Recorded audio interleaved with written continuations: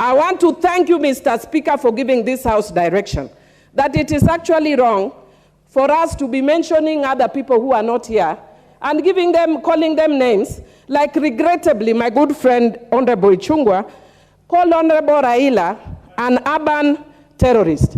Mr. Speaker, if it weren't for your order, I could also have called Honorable Ruto national terrorist, but because of your order, I'm not calling him a national terrorist, Mr. Speaker.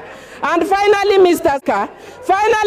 Speaker, I want to say that my good friend Honorable Ichung'wah must tell us whether he's also of the LGBTQ community because of his preoccupation with Uhuru Muigai Kenyatta.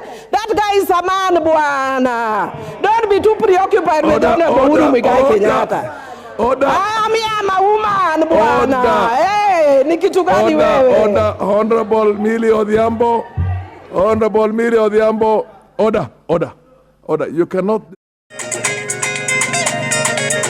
Nimetuma wakusalimie barua pia nimetuma usome.